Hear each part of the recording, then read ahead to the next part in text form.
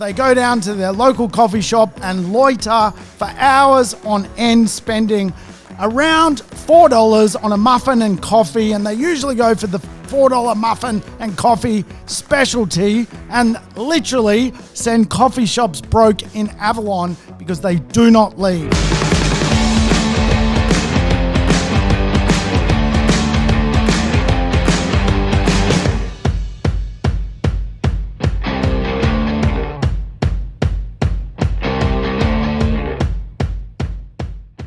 Welcome to the Urban Property Investor. I'm your host, Sam Saggers, here to help you crack the code of real estate wealth. Today on the show, we're going to do the Christmas edition of Code Cracking. Tell you what, Merry Christmas, everybody. I hope you're having a jolly time wherever you are. Today on the show, we're going to delve into the time and money conversation. I think Christmas is a fantastic time to reflect on 2020, but also plan for 2021 and also assess how we manage our time if we're making the most of our days on this wonderful planet, progressing and enjoying life. Today, I think the lesson of time is something which has been absolutely highlighted through coronavirus. Now, I am here today to tell you that Sydney is in a mild lockdown because of the cluster. And I just want to go on record to say that I have always been wary of people from Avalon. In fact, I'm on record of saying Avalon people are absolute menaces to society. If you've ever been to Avalon or met a person from Avalon, they are a rare breed of human. They live in multi-million-dollar houses and hang out in coffee shops for hours, spending nickels and dimes. Yes, they are baby boomers that hang out in coffee shops, spending about $3, sending coffee shop owners broke because they loiter. So it is no wonder we've got a corona cluster in Avalon. I just want to go on record in saying that I certainly have really predicted the menace of the baby boomer of Avalon. They are well known to society as troublemakers. And yes, sadly, the corona cluster has started again, but I'm sure New South Wales Health will be on top of it and we'll all get back to a more normal state very soon. But I do want to say these Avalon people, you've got to watch them. Now, I think the time money conversation's an absolute cracking conversation. How we spend our time is just so important to property investment. It's important to life in general. I think the conversation around time can really go across so many different disciplines today. Even if you're not an avid property investor, I think you're going to get a lot out of today's conversation. After all, time is something that is really hard to measure, but is so important. I think, once you change your approach to understanding time, you can, without question, have a better formal relationship. I've got a question for you. Do you have a formal relationship with time? I was trying to work out how many days I've been alive to really commence my formal relationship with time. Easy maths, it's around 16,000 days I've been on this planet. Have I made the most of every single day? Well, of course I haven't. I don't think anyone who is alive has. But what I've learned over the years is time and money do go hand in hand. Money gives you bandwidth, and bandwidth gives you more time. So the conversation today around reflecting on how we use our time is very critical, very critical. Bandwidth is huge, and how we measure time is sometimes taken for granted. if money can allow you to see better things with your time, to meet more amazing people with your time, to do and inspire the world with your time, then money is absolutely crucial to the game of life we play. Now, I think 2020 allows us to have some great reflections. It allows us to really unlock what is possible because it was such a year of so many lessons. And I guess I consider myself a little bit of a futurist. I have really set my goal in life to explain to people about the future economy, future urbanity. I even predicted the menace of baby boomers in Avalon. I mean, these people sit in coffee shops for 3 hours at a time spending $3. They need to be locked up. So when I reflect on 2020, I certainly reflect on a lot of my predictions around how society is going to form and certainly look into, I guess, time and my relationship with it. So today's show, the relationship with time. To understand our relationship with time through 2020, I think it's important to reflect on urban changes. Obviously, this program is called the Urban Property Investor, and there are so many urban changes due to coronavirus. I think a lot of people have woken up in 2020 that potentially they haven't made the most of their time on this planet. And that reflection quite often is seen in the money conversation. For example, in March, there was a lot of fear and panic, right? And that fear and panic absolutely related to the breadline. A lot of people were made redundant. A lot of businesses had to shut down. And a lot of people had a moment in their life where they've reflected on whether they've made the most of their time, both economically and from a health concern point of view as well. I mean, personally, in March, I was a tad scared around ending up in an ICU with a weird bubble on my head, struggling to breathe from this horrendous worldwide pandemic. But my relationship with time has certainly improved over 2020. And there's a couple of urban reasons as to why it's improved. The first one for me is really the urban property change of work from home. Work from home has absolutely allowed me to gather more time that I am not wasting moving about. Mobility and time are really connected in the urban world, and too many people have suffered over the years of having to go large amounts of distances over an urban area to connect to work. Certainly, coronavirus has helped transform the time conversation around work. In fact, I've never worked from home more than I've worked from home now, and I'm discovering things I had no idea about. I didn't know my dog took herself for walks twice a day to have a stretch. She goes down to the beach by herself. I didn't know dogs went to the beach by themselves. All of these new thoughts have come into my mind around how I've managed my time. I used to stress at work that I've got to get home to walk Hannah the dog, and lo and behold, Hannah the dog ain't stressed out at all. She's been bluffing me for years, 13 years. Business travel as well has changed in my world, and it's allowed me to get so much more time back. Last year, I did 100 plus flights. I was in the 1% of people who in my airline of choice that fundamentally traveled. So I had all sorts of perks. And I guess if you've ever seen that movie with George Clooney, what's it called? Up in the Air or something like that, The Air Up There.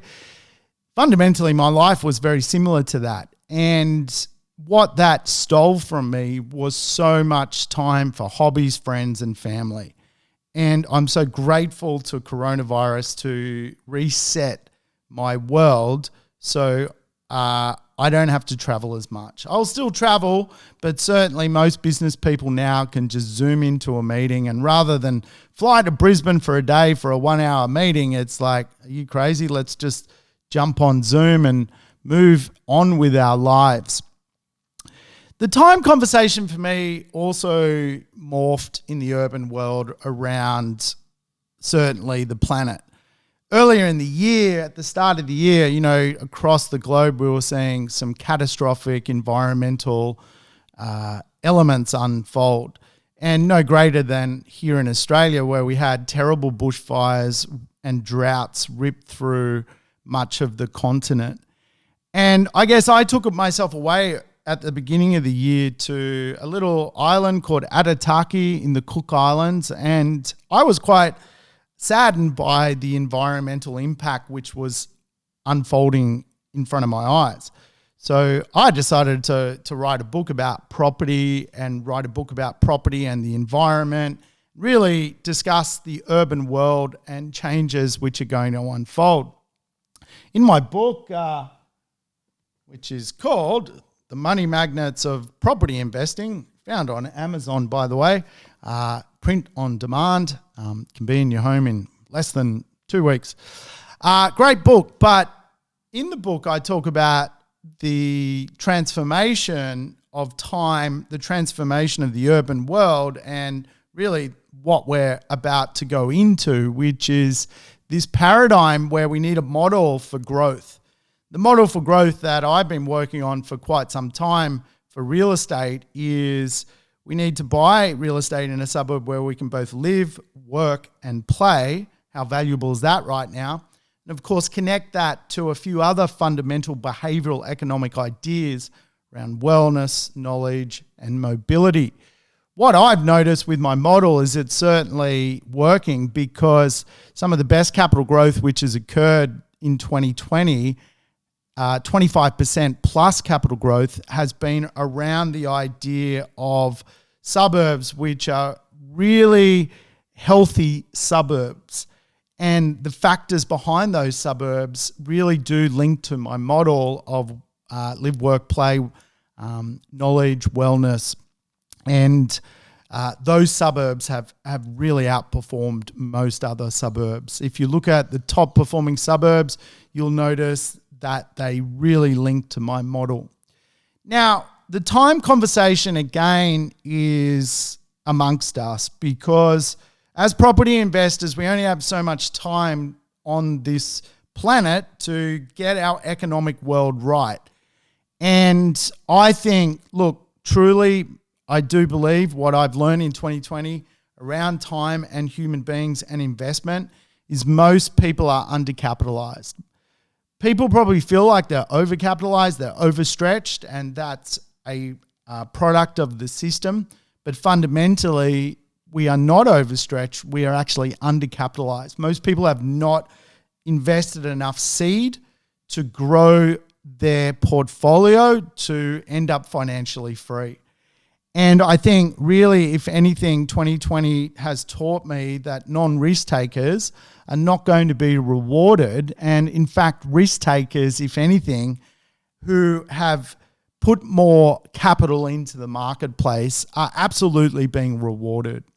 So again, if you're 20, you're going to have to give yourself time. But by 40, if you give yourself 20 years and throw enough capital out into the marketplace, you're going to end up financially free. If you're 30, you throw enough capital out there, by 50, you're going to be financially free.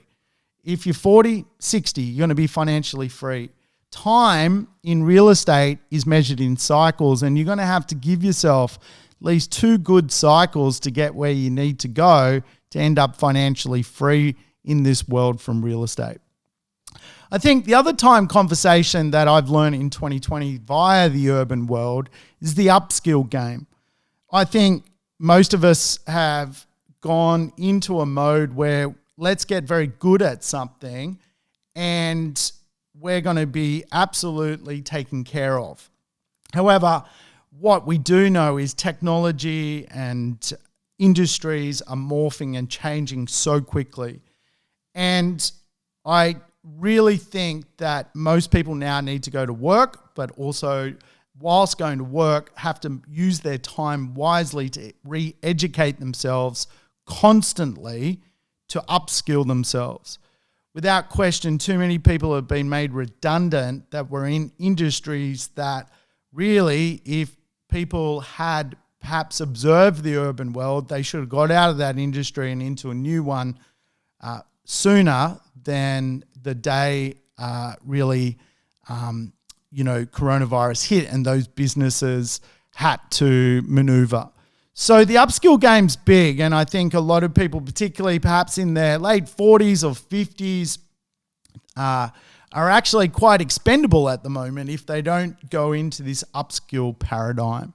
But remember, the time conversation is an important one. It's a tough world we live in now where typically we have to get very good at something to be rewarded and get great wages, great business income, great annuity.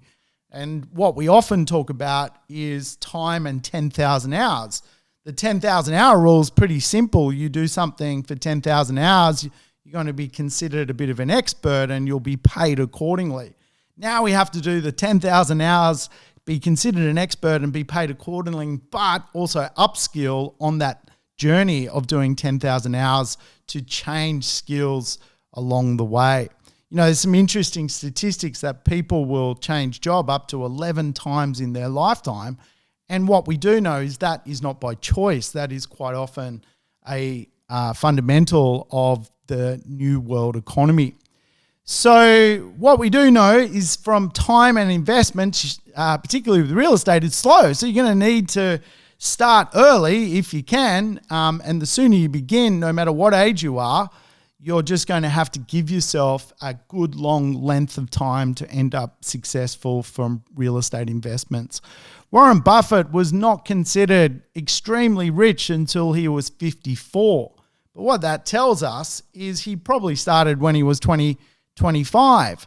He gave himself a large amount of time to develop as a person, as an investor, and of course, let his investments mature.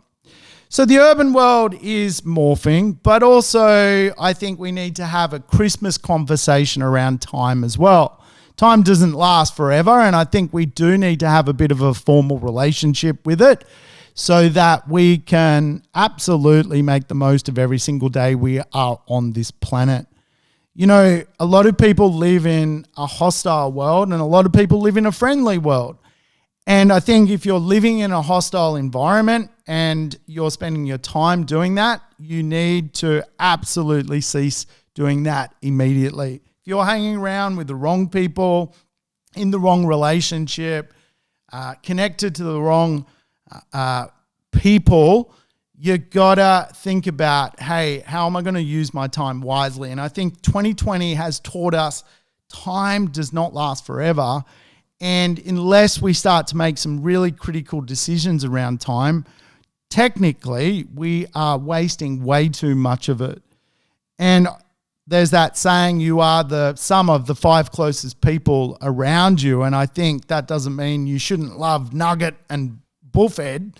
It means that you have to make some conscious decisions to put yourself in a place so that you're not in a hostile environment, that you're starting to give yourself bandwidth to increase your relationship with time.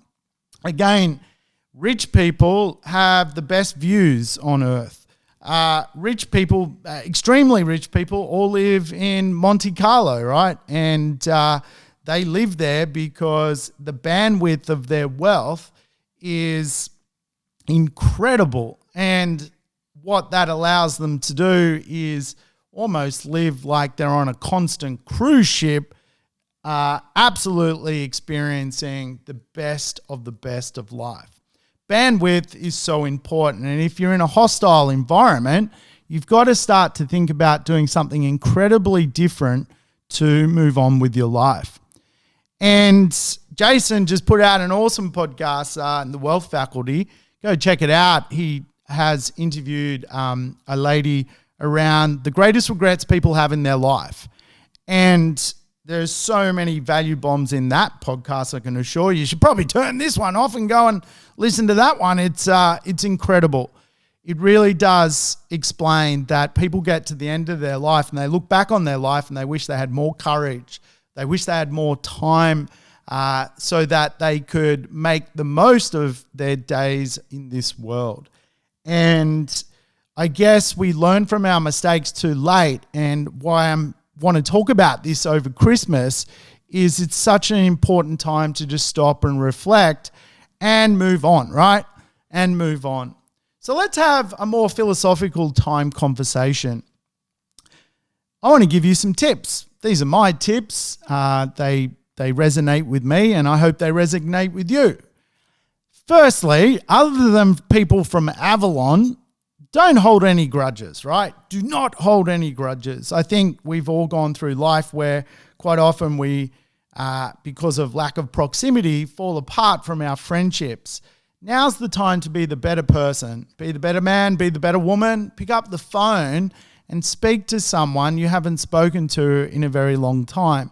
Quite often we create this version of a grudge in our head where someone has moved so far away from us that we were great friends with in our 20s, 30s, and then all of a sudden in our 40s or whatever it may be, they've disappeared. And by grudge, I don't mean, Bob who slept with your wife. I mean grudges that are petty. Give that person a call right now and say hello, start to reconnect, because as we know in life, time doesn't last forever, and those people you love, make sure you connect with them. And whether that's a sibling you've lost connection with, a friend you've lost connection with, now's the time. Christmas is the time. 2020 and coronavirus is the time to heal those wounds. And I guess anyone who knows me knows I have very few grudges in this world. Even with people that have done me harm, I'm open to the conversation of moving ahead. And I think that's the best way to lead your life. The second time concept for me is always around balance. I think balance is so critical to life. And let's face it, we're always out of kilter one way, shape or form, whether that's working too hard, whether it's not being healthy enough, whether that's not working on your non-negotiables around mental health. And I absolutely believe that you need to establish your time routine around your lifestyle. And for me, every year, what I simply do is write myself a letter, a bit of a time capsule, which I open at the end of the year. And I basically pinpoint what I want to do to improve my time relationship with friends and family, with wellness and strength, with finances, with my career, with community, with my spiritual world, with my social world, and also with my partner, right? So I start to tackle, well, how can I improve all these elements? And the life wheel is something you can just Google. I mean, I'm sure we've all seen it before. The wheel of life, just Google it and start to work on it, because your relationships with all of those elements are really the key ingredient to a happy existence on this world. And the happier you are, absolutely, I think money follows happiness. But happiness has to come well and truly above money. I think too many people spend way too much time complaining. I absolutely quite often spend time with friends and family, and oh my God, it's like listening to a soap opera. And I think complaining is not going to fix anything. If you're going to spend your time complaining, you will look back on your life with regret. Start doing. If you want to be a property investor, you got to buy some real estate. Don't complain it's hard. Wish you were better, and absolutely crack on and just get on with it. because the world really doesn't wait for you. And that is the real truth of real estate. It's the real truth of this world. It's not designed to stop for you. I guess the fourth thing for me is just don't save it till later. Don't save things for the last minute. You know, at the end of the day, we've got a limited amount of time on this earth. So spend every moment that you can doing something awesome. Way too many people spend too much time flapping about on, for example, TikTok, watching it for hours, watching people dance, when they could be spending that 4 hours doing something far more meaningful and not wasting it. You know, don't miss the show. Don't miss the movie. Go out and do so much. Give yourself way more bandwidth. And really, obviously, money can give you that bandwidth quite often.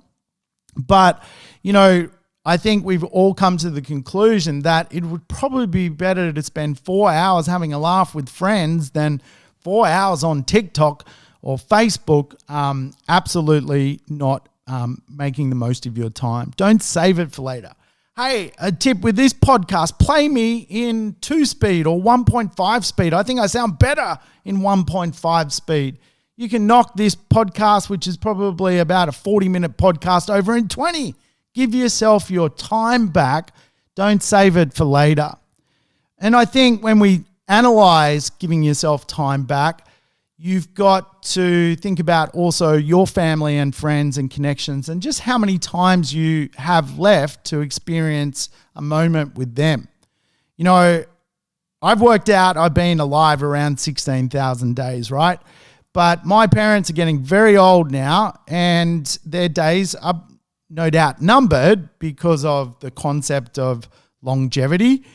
And when you think about how many days they potentially have left on Earth and you divide that by the amount of time you see them, you quite often end up quite shocked. You know, let's say someone has 1,000 days left on Earth and roughly that's about 3 years. And you see them 5 times a year. Well, that really only means you're going to see them 15 more times in your life. Why not make that 300? Wouldn't that be a better use of time than voyeuring on Instagram? And I think later in life, these are the regrets people end up having when they don't focus on their relationship with time. Now, I think if you do what you love, it's going to lead to riches. The fifth element for me is don't regret going through life doing something you hate. Do not do it. There is a fine line between grit and doing something that you love. And without question, a little bit of grit in a job perhaps that isn't your dream job to begin with in life is perfectly fine. But that grit has to take you on a journey somewhere that you don't end up in a state of being stuck in the rat race and incredibly unhappy.